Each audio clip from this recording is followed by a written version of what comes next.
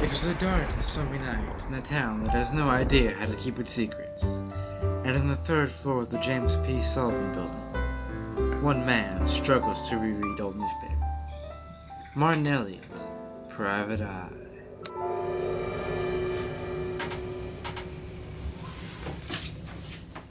It was still a dark and stormy night as Martin Eliot got up to light a cigarette. Or did he?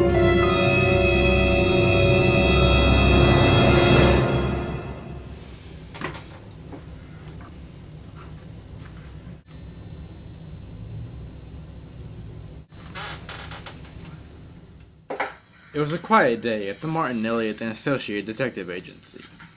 Business was slow, and I had been cooped up in the office for the past week.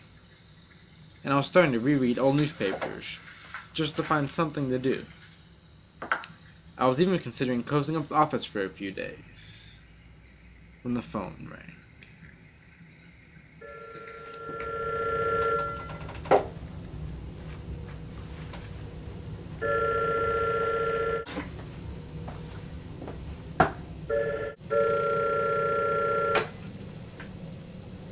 Yeah? Hello? Hello, Mr. Eliot? Hello? Speaking. Who may I ask is calling? Yes, you may, Mr. Eliot. My name is Lamont. Tess Lamont. I wish to hire you for your services, Mr. Eliot. My services. Yes, Mr. Eliot, your services. You see, I believe Oh, Mr. Eliot, I need your help. So, I take it you need my help, Mrs. Lamont. Yes, Mr. Eliot, I need your help. But I can't talk about it over the phone. It may not be safe. What may not be safe, Mrs. Lamont? I would like to come by your office, Mr. Eliot. I really need your help. I wouldn't be bothering you if I didn't believe Oh, Mr. Eliot, can I come by your office? Certainly. Mrs. Lamont, come on by. My office is on the third floor of the James P. Sullivan. Yes, I know where it is, Mr. Eliot. And I'm not married, so please, call me Tess.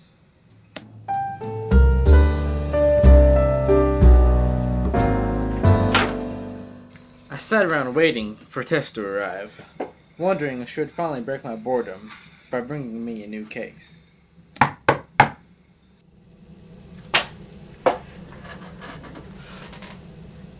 Yeah? Who is it? Well, Mr. Eliot, I asked if I could come by your office. Or have you forgotten already?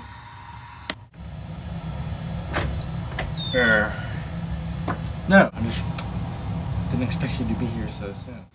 Throughout all my travels and in all my years in the business, I'd never seen anything like her. Her long, dark flowing hair reached down just past her delicate shoulders, and her dress was so tight that it left nothing to the imagination. Queen Miss Lamont.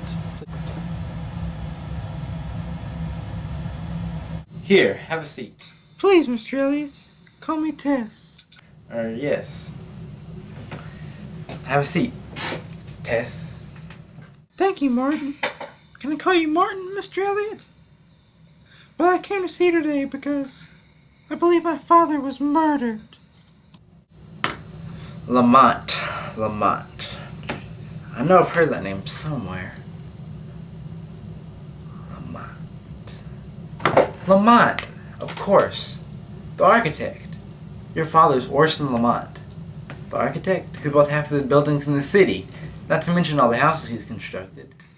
One and the same. Well, Martin, you're a very smart man. Yeah.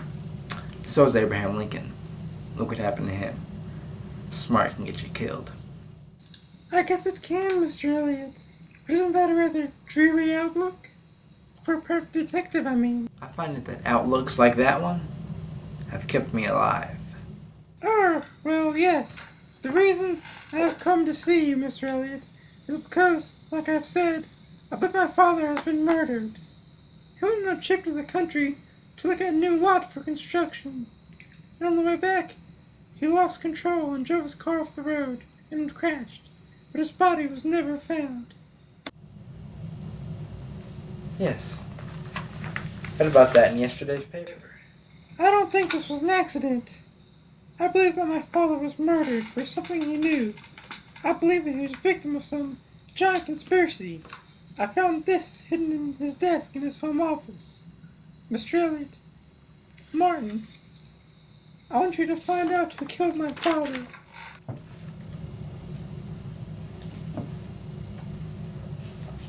And from this, you deducted a giant conspiracy that ended in the murder of your father? Well, yes. Oh, you probably think I'm too impulsive, don't you, Mr. Elliot? You think I'm blowing this all out of proportion, don't you? Hey, I didn't say that. Look, business has been slow around here lately, and I could use a change of pace. It won't be cheap. If you want me to investigate the murder of your father, I get $20 a day, plus expenses. Will $500 be good enough in advance, Mr. Elliot? For $500, I'd shoot the Pope. That won't be necessary. I only want you to find my father's killer. Hey, you never can tell. Anyway, where'd your father keep his personal belongings? His papers and correspondence. If I look through those, I may get an idea of where to start. He worked in a city office building downtown. 429 7th Avenue, I think. Here's the key to his office. I'll see what I can turn up, dollface.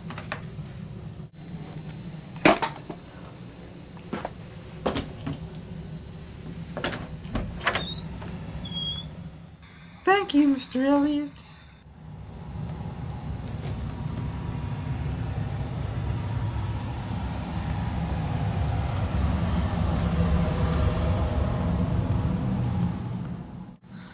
As I watched her go and inhaled the wonderful scent of her perfume, I longed to hold her in my arms, push her body closely against mine, and kiss her passionately, then throw her on the couch and take her there and then.